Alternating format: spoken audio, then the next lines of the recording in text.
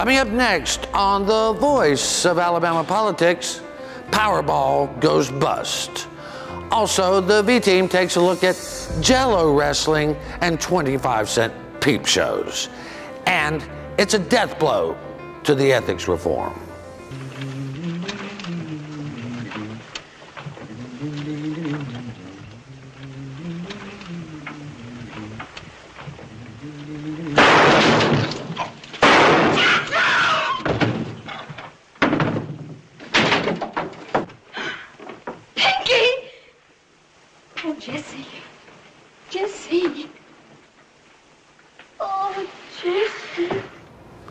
They shot him in the back.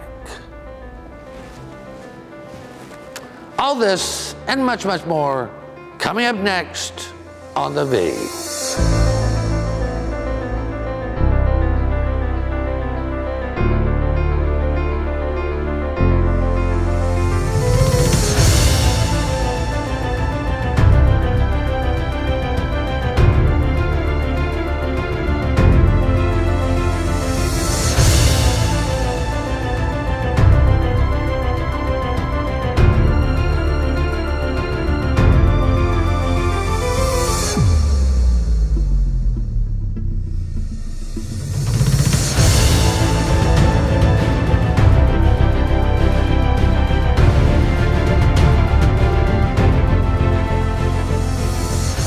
Welcome to The Voice of Alabama Politics, where we tackle the tough issues so you have the hard facts. I'm your host, Bill Britt, and as always, I'm joined by the V-Team. Welcome. Hi, y'all. Hey, Welcome. Jonathan. Welcome. Jonathan, nice to have you on today. It's great to be in front of the camera. Yeah. Well, don't ever let me behind the camera. It could go awfully bad. Well, that could go badly. Awfully bad. And Charlie, you got a new hairdo. Yes, I did. Thank you for noticing. It looks nice. And Appreciate Susan, it. as always, you're the love of my life. And you're the love of mine. Speaking of which, we love ethics reform, and it seems like over at the State House, Susan, they'd just soon shoot it in its cradle. I tell you what, they love it to death. They absolutely love it to death. So much so that they did the one thing that Luther Strange did not want to do with this ethics bill, and that's assign it to a committee. I think Luther's words were, "over my dead body." But you know what, Steve Marshall doesn't have that kind of pull with the legislature. I mean, Jonathan, they hold a press conference. You know, Senator Marsh bravely introduced a really great bill one Thursday. The next Thursday, you know, we hadn't heard anything, and then by the following Thursday, it was dead. Well, you know, and we talked about it on our show, and y'all seemed somewhat excited that you thought it was actually going to have teeth, and you had said, you know, I'm predicting that this is going to see some sunshine and then it's going to die. You actually said that. And I think what we're looking at here is re-election stint, if you ask me. We're putting out a tough ethics bill. We're going to have the toughest right now, and then it dies off. So people hear a little bit about it, and then it dies off. And I think it's going to be used as a re-election tool, like we had discussed earlier, for Steve Marshall. He's going to come out and say, we'll pass it in 2019, and I'll get into it, and I'll make it tough. And There's very few people I trust with that ethics bill, and he's not one of them. yeah, absolutely. Well, and you know, I mean, as far as I'm concerned, he's got the ethics of a Bangkok brothel owner.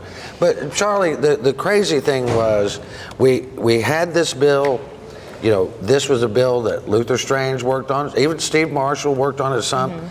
Matt Hart, Alice Martin.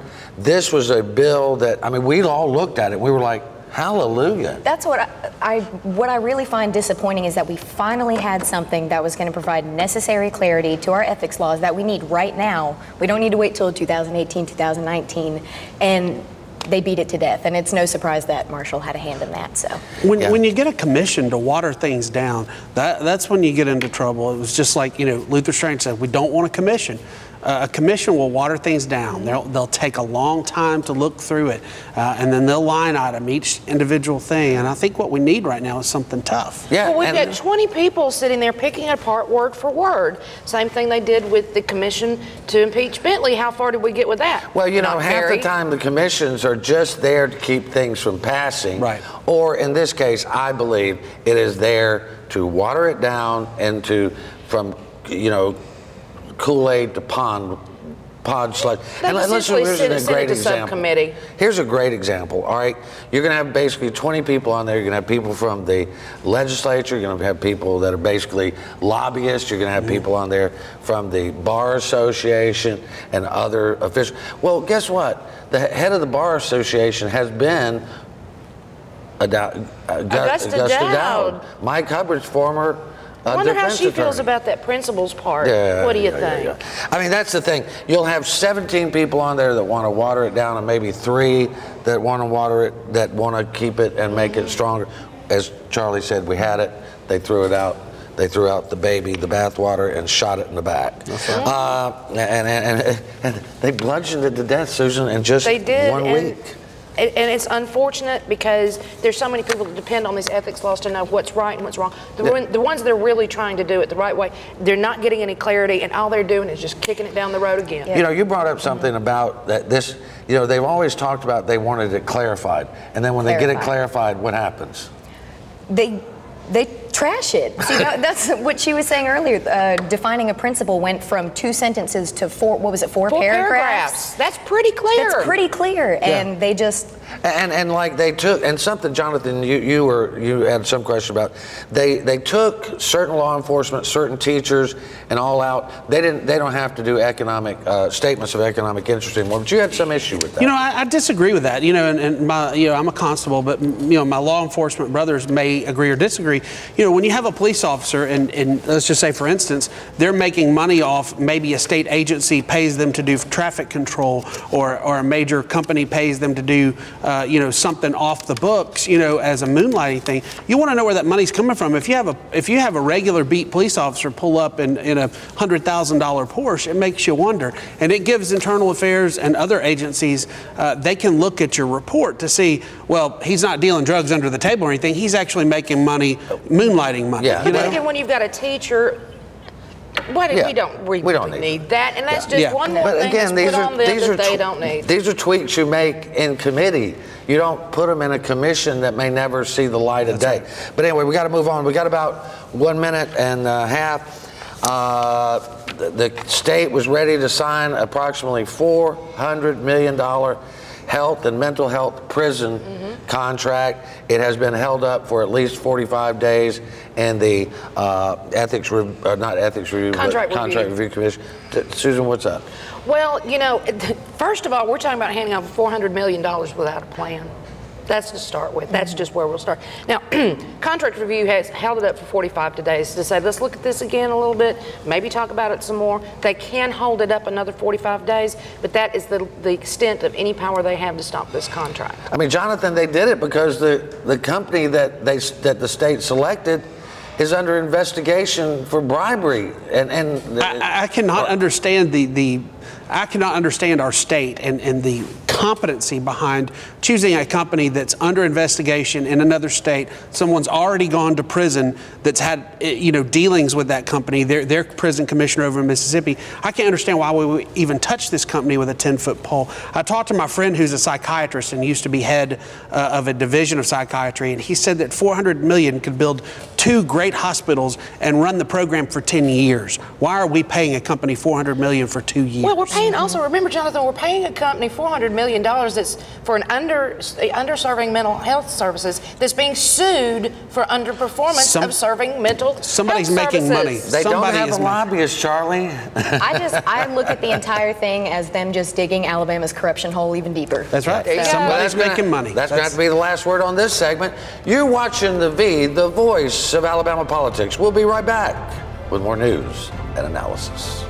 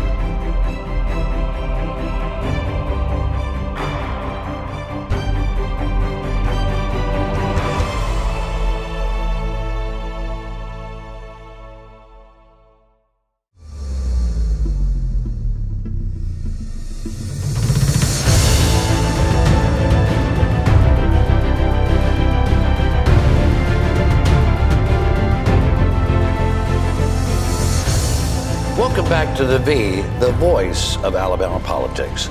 You know, Charlie, Susan brought up a great point about digging the bigger corruption hole. One of the things that we have learned about the company, and it's not just that, but they don't even have a lobbyist. And have you ever heard of a big contract like this? I mean, lobbyists, you can say all you want to about whether they're good or bad. Good lobbyists know whether you've got a bad bill or a good bill. They do. They're in there. They're in the minutia of the bill. They're in there explaining it to legislators. You know, what are the important parts, and maybe pointing out what are the bad parts. But as far as there's no registered lobbyist, there's nobody over there looking at this. There's nobody associated with this at all. They're just basically putting $400 million out there and saying, here, it smells to me like the old prison bill from last year, the $800 million just throw at the prisons with no plan. Yeah. Well, and you know, Commissioner Dunn, he came up with that plan out of whole cloth. They say the reason this is getting fast-tracked is because he's crazy about this company. Jonathan, they want to implement it by April, the contract signed and out here by April 1st. Might be no joke that it's April Fool's Day, right? Yeah. But why push it so fast? Well, I think it would be an April Fool's Day. You know, and that's the question. Why are we pushing this so fast when Judge Thompson hasn't even issued orders and hadn't even told us what he's looking for out of this bill to change the prison system? And we've just blanketed said, hey, we've got $400 million. We just want to go ahead and set $400 million aside for mental health without a lobbyist. You know, now, and I'm sorry, you know, a $400 million thing and there's no lobbyist involved, you know, this just stinks to me. It's just odd because you would have some top tier folks of it. But Charlie, I think the other thing we were talking about earlier is that you got so much money, and like Jonathan was saying, we don't even know the terms of all of this that Judge Thompson, we're still in litigation. We don't. We've received no clear instructions on what's going on with it.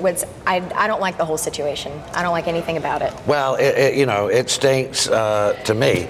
It just smells rotten. It does. Somebody's making money somewhere. That part we know. When they start throwing money like this, somebody's got a stake in this game. I want to change subjects real quick. This last week, Alice Martin, former U.S. attorney, she's running for attorney general. She helped write the ethics laws that we were talking about earlier.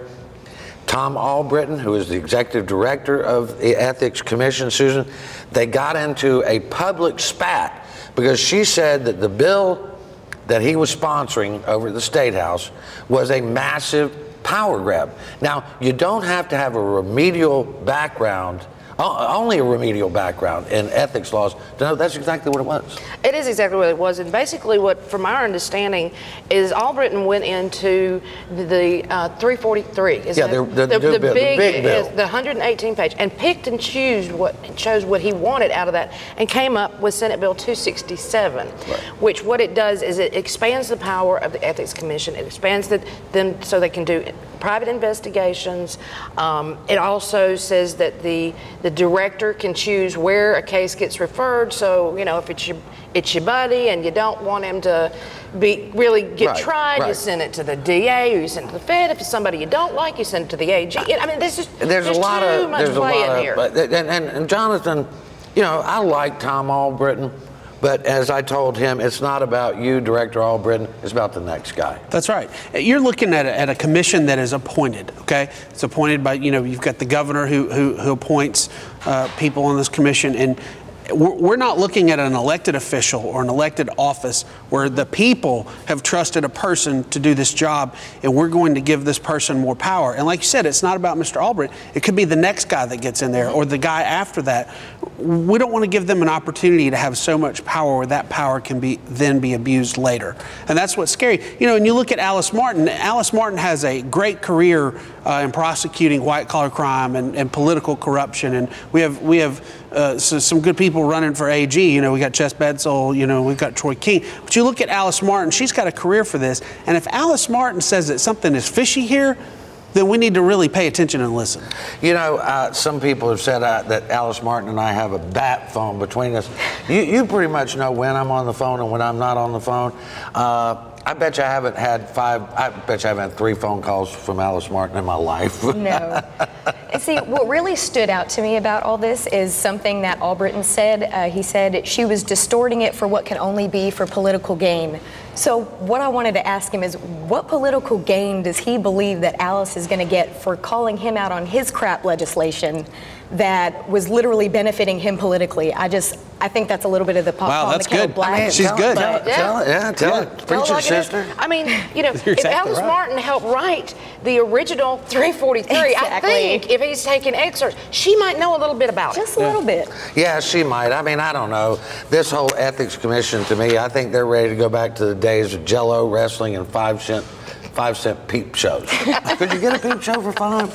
I don't know. I think it might be a little more now. Yeah. Do they even have Maybe a peep? dime now. Maybe a dime. Yeah. 25 cents. Man, I don't want to see 25 that. cents No. for We'll the put those extra, in the higher end How about we stuff, put those in the bingo parlors, right? There you go. Paper bingo. Paper bingo. Paper bingo. Paper bingo. Yeah. All right. Hey, it looks like that the workers of Alabama are going to get a 3% cost of living. Hey, let's give you a round of applause. That everybody doesn't hate state workers, but we love you. We do. We want you to have a 3% raise. They haven't had a raise since 2000. It's only been 10 years Listen, since the cost of living. I was going to say, look, it is long overdue. It is long overdue, and I think Extremely. that they're finally, hopefully, that this will be pushed through and it will be Yeah. set in And stone. I don't They care that it's deserve an it. election year and they're doing this to get votes, but I think because of that, I'm so happy that they're doing it. Me too. Yeah, It's pushing them to actually well, have and to when I do said it now. they, you know, when the Republicans first took over, and listen, we were happy they did.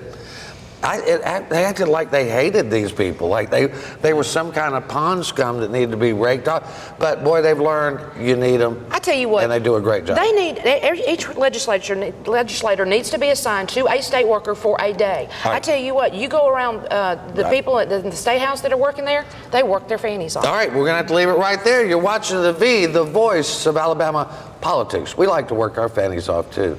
How about Short Fat Fanny? That was a song back in the day. You ever heard of her? No. No. She used to work at the 25-cent peep show. Oh, gotcha.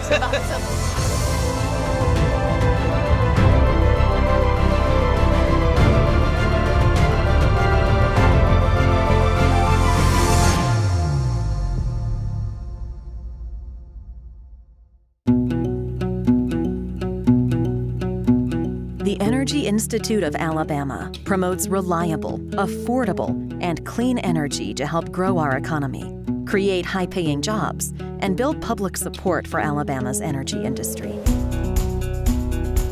Access to clean, affordable energy continues to be an issue of vital importance in the halls of government and around the kitchen tables across our nation. The Energy Institute of Alabama is the best source of energy industry information and how it affects households across the state, from convenient energy production to alternative fuels to solar power and beyond.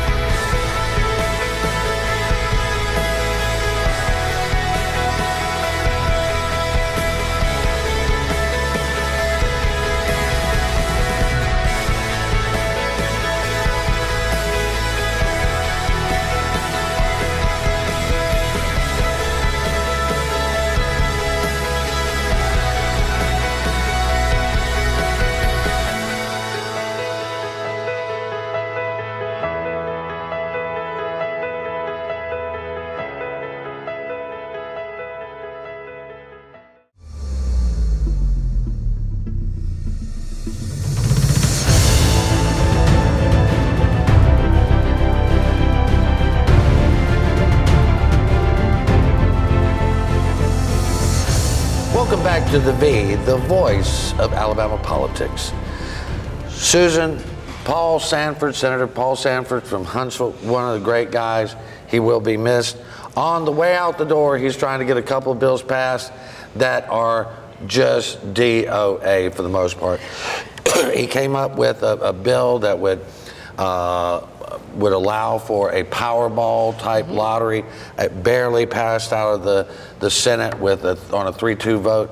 I mean, it's a good idea whose time may have come, but it ain't going anywhere. I have a feeling this is kind of a put up or shut up thing from Sanford. He's that kind of guy. He's like, okay, all right, y'all want to talk about gaming? Let's put the tires to traction on the road and see how far you actually are serious about this. I'm not surprised at all. So, I mean, if they can't do this, they're not real serious. But, you know, somebody asked me, Jonathan, and I think this is a good question. It's going to bring in about $46 million, his estimate. You know, if we went with the plan that Pat Dye and Senator Marsh had a couple of years ago, that's talking about $200-300 million. Yeah. And someone says, well, why is Marsh not up on this bill? Because he's one of the ones that opposed it. You know, it doesn't make much sense. You know, they put their own bill together, and we could have had something. People drive to other states all around us, Tennessee, Mississippi, Georgia, Florida, all the way around us to buy lottery tickets, and we've put all of their kids through college. I don't understand why we can't do this simple thing. We're not trying to build a casino. We're not trying to build Caesar's Palace in downtown Birmingham. We're just people buy a lottery ticket, helps education, and I'm for it. You know, I'm conservative. I'm ultra-right conservative, but I'm for it. Maybe one day I'll run for governor and I'll put one in. Who knows? But you know what? I'm sorry. We already have gaming in We do. Alabama. We already have it. It's And years. y'all allow it to happen with, you know. It's called the Porch Creek Indians. That's right. I mean, they've got it. They do, and that's how I feel about it. I'm glad that we've been able to contribute so much to other states, that you're welcome, but I think it's time we bring it back home and focus on the things that need it here. Well, and you know, this is one of the things, and nothing against the Porch Creek Indians, but they bring in hundreds and hundreds of millions, Charlie, every year. Do not pay a dime in taxes. All that money goes to their tribe. And look, I'm happy that the Indians are getting back something. They got to mess with. But the thing is it fair as an Alabamian for one group to have a monopoly and nobody else be able to participate? I don't think so at all. In no way. Well, and they do the right thing with their money. They take care of their elderly. Every tribal member has insurance. They pay for the educations for their kids all the way through college. And if you get a doctorate, you come back and serve, you know, do some time helping elder people. Why can't we get gaming to do that for our citizens? According to our, you know, and listen, I'm not a gambler, but according to our religious brothers and sisters, it's a poor way to run things.